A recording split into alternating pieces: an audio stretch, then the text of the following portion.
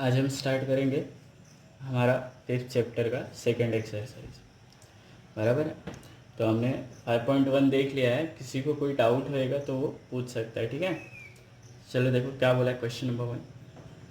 How would you री right Euclid's 5th postulate. यहाँ पे पोस्टुलेट की बात हो रही है, और कौन से पोस्टुलेट की? 5th पोस्टुलेट की। So that it would be easier to understand. हमने 5th पोस्टुलेट क्या पढ़ा था, ध्यान से सुनो। देखो ये रिवाइज करते हैं हम लोग। हमने देखा था कि 2 लाइन्स हैं, ठीक है, 2 लाइन्स है एल और एम। इन पे हम क्या ड्रॉ करते हैं? एक ट्रांसवर्सल जो कि एन है। बोला था कि अगर ट्रांसवर्सल के सेम साइड पे है ना, ट्रांसवर्सल के सेम साइड पे 2 इंटीरियर एंगल का सम, मतलब ए और बी दोनों इंटीरियर एंगल है ना, ट्रांसवर्सल के सेम साइड पे 2 इंटीरियर एंगल का सम, मतलब angle A plus angle B अगर लेस देन 180 डिग्री है तो ये आगे जाके कहीं ना कहीं क्या करेंगे? इंटरसेक्ट करेंगे। आगे जाके कहीं ना कहीं क्या करेंगे? इंटरसेक्ट करेंगे, जिस साइड 180 डिग्री से क्या है? कम है। ये क्या था? 5th postulate. अब इसका सॉल्यूशन देखो। हमको बोला है कि हम इसको कैसे लिखेंगे, रीराइट, मतलब वापस से ऐसे कैसे लिखेंगे कि हमको ये इजीली समझ में आए, हमको ये इजीली समझ में आए। तो हम इसको है ना लिख कैसे सकते हैं? अभी देखो, दो पैरेलल लाइंस क्या होती हैं? पैरेलल लाइंस क्या होती हैं, है ना? पहले हम क्या बताएंगे कि पैरेलल लाइंस क्या होती हैं, तो उसके बेसिस पे हमको समझ जाएगा ना कि अगर लाइंस पैरेलल नहीं है तो ये आगे जाके क्या करेंगे? इंटरसेक्ट करेंगे। बराबर है। चलो, if perpendicular distance, if perpendicular distance between, if perpendicular distance between two lines are equal at all points, then these lines are parallel lines, these lines are parallel lines, and they do not have any point of intersection। दो lines जब क्या होती हैं? Parallel, तो इसमें point of intersection नहीं आता है। बराबर है। इसके लिए हम एक एग्जांपल देखते हैं, इसके लिए हम एक एग्जांपल देखते हैं। सपोज कि हमारे पास है ना एक लाइन एल है, लाइन एल है, ये सॉल्यूशन का पार्ट है, सॉल्यूशन का पार्ट है। एग्जांपल पे हमारे पास क्या है? एक लाइन एल, ठीक है। उसके बाद हम एक पॉइंट लेंगे, पॉइंट पी, जो कि कहाँ नहीं है? लाइन एल पे नहीं है, जो कि कहाँ नहीं है? पॉइंट लाइन एल पे नहीं है। तो ये जो पॉइंट पी है ना, यहाँ से एक यूनिक लाइन पास होगी। कैसी यूनिक लाइन पास होगी? लाइन एम, जो कि किसके पैरेलल होगी? लाइन एल के पैरेलल होगी। किसके पैरेलल? लाइन एल के पैरेलल। तो सपोज, तो लेट, है ना, अ लाइन एल, बराबर है। हमने क्या ड्रॉ किया? Line L, take point P, not on it. क्या बोला? नॉट ऑन इट, मतलब अगर हम पॉइंट पी ड्रॉ किए, कहाँ पे? यहाँ पे ड्रॉ किया ना हमने पॉइंट पी, पॉइंट पी हमने यहाँ लिया, जो कि किस पे नहीं है? लाइन एल पे नहीं है। तो there will be a unique line M, unique line M passing through point P, that will be parallel to क्या? Parallel to line L, parallel to line L, है ना, पैरेलल टू लाइन एल। समझ में आया यहाँ तक? अब होएगा क्या, जैसे हमने यहाँ पे लिखा ना परपेंडिकुलर डिस्टेंस जो था, जैसे यहाँ पे ये जो डायग्राम था, सेम डायग्राम यहाँ पे मैं ड्रॉ करता हूँ। क्या है मेरे पास, लाइन एल है, बराबर है। फिर यहाँ पे पॉइंट पी था ना, पॉइंट पी था, और ये क्या था, लाइन एम, ये पॉइंट पी है सपोज। अब मैंने क्या बोला था कि आपको यहाँ पे जो परपेंडिकुलर डिस्टेंस होएगा ना, ये ए बी, ये सी डी, ऐसा अगर हम कितने भी पॉइंट्स लेंगे यहाँ पे, जितने भी हम परपेंडिकुलर ड्रॉ करेंगे, है ना, take point A on L and draw perpendicular on line M, that is AB, है ना, AB परपेंडिकुलर हो जाएगा किस पे, लाइन M पे। AB परपेंडिकुलर है लाइन M पे। अब होता क्या है ना कि जब हम दो लाइंस के बीच में परपेंडिकुलर लाइन ड्रॉ करते हैं तो वो शॉर्टेस्ट डिस्टेंस होता है, और जो शॉर्टेस्ट डिस्टेंस होता है ना वो हमेशा क्या होता है, परपेंडिकुलर, बराबर है। तो क्या होएगा, ए बी और सी डी, ए बी किसके इक्वल होएगा, सी डी के। ऐसे ही हम जितने भी पॉइंट्स लेंगे, ऐसे ही हम जितने भी पॉइंट्स लेंगे तो ये क्या होंगे, इक्वल होंगे। जितने भी पॉइंट्स हम ड्रॉ करेंगे, जितने भी लाइन सेगमेंट्स हम परपेंडिकुलर डिस्टेंस ड्रॉ करेंगे, सबके सब क्या होंगे, इक्वल होंगे, बराबर है।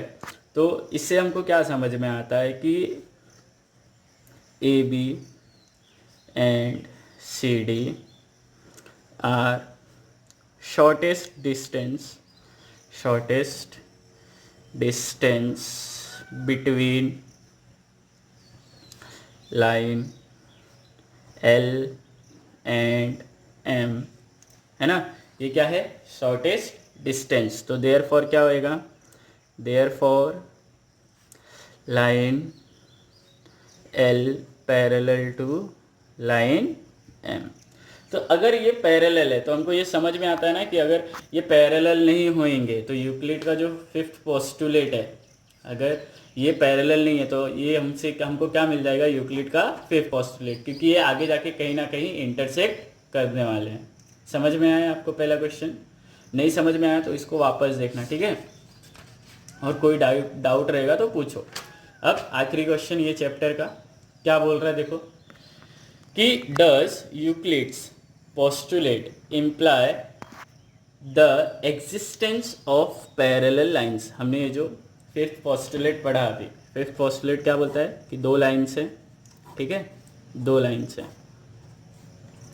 और दोनों लाइंस के सेम साइड पे, दोनों लाइंस के मतलब जो आपका ट्रांसवर्सल है उसके सेम साइड पे इंटीरियर एंगल का सम अगर लेस देन कितना होता है 180 डिग्री, तो वो क्या होंगे, आगे जाके इंटरसेक्ट करेंगे, बराबर है। ये था हमारा फिफ्थ पोस्टुलेट। अब यहाँ पे ध्यान से सुनो, ध्यान से सुनो, इसको समझने जैसा, इसमें लिखने जैसा वैसे कुछ है नहीं। यहाँ पे देखो तीन पॉसिबिलिटीज़ हो सकती है हमारे पास। पहली पॉसिबिलिटी कि angle A plus angle B less than 180 degree हो सकता है। दूसरा, angle A plus angle be more than 180 degree हो सकता है ना। और तीसरी पॉसिबिलिटी क्या है कि angle A plus angle B कितना होएगा, 180 डिग्री। यही हो सकता है, तीन पॉसिबिलिटी है।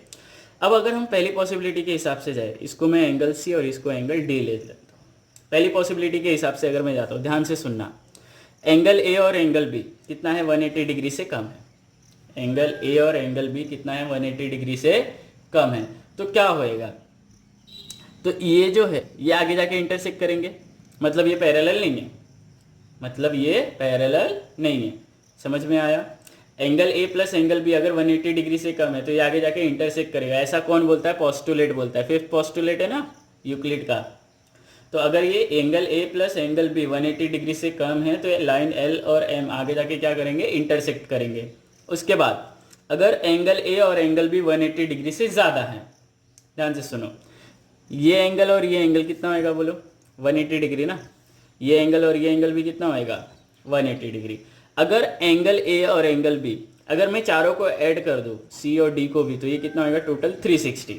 टोटल कितना होगा ये 360। अब एंगल ए और एंगल बी 180 से ज़्यादा है, तो सी प्लस डी ये 180 से कम आएगा ना। सी प्लस डी क्या होएगा 180 से कम आएगा। ध्यान से समझना, ये चारों एंगल कितना होएगा 360 बराबर है। उसमें ए प्लस बी कितना है 180 से ज़्यादा है, तो सी प्लस डी क्या होएगा आपका 180 से कम होएगा। अगर सी प्लस डी 180 से कम है तो वो इस साइड आके इंटरसेक्ट करेगा। ये जो लाइन एल और एम है वो इस साइड इंटरसेक्ट करेगा ना।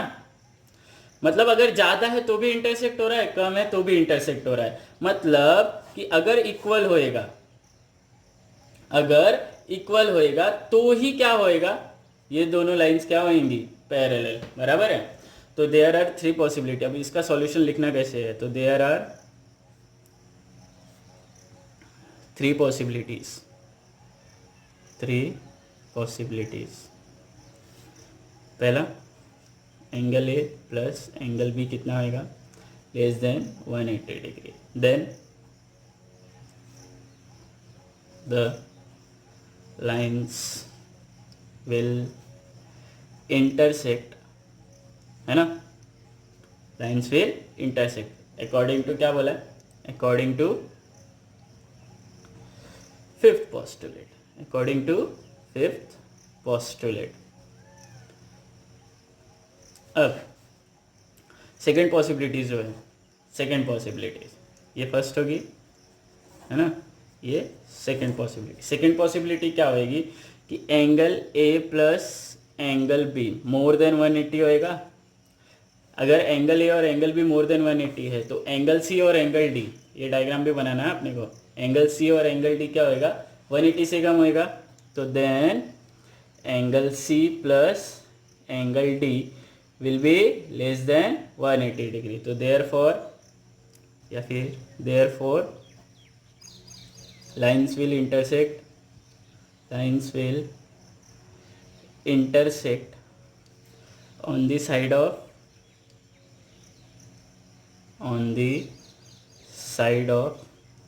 angle C and angle D बराबर है।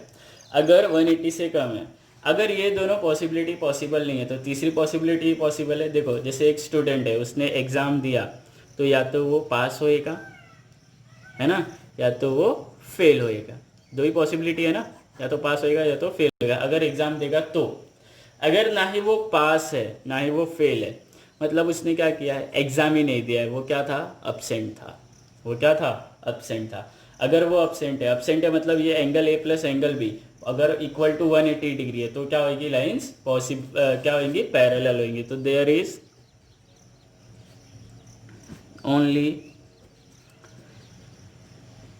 Only one possibility left,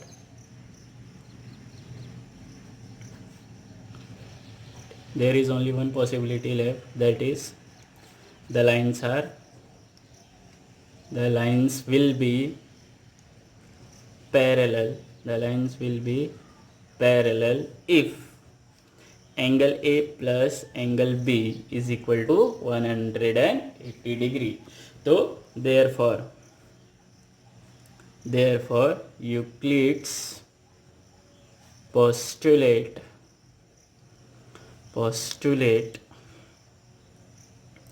gives the hint for existence of parallel lines। समझ में आया, gives the hint for parallel lines। तो आज हमारा जो चैप्टर है यहाँ पे ख़त्म हो रहा है। नेक्स्ट टाइम हम लोग नेक्स्ट चैप्टर स्टार्ट करेंगे, बराबर है।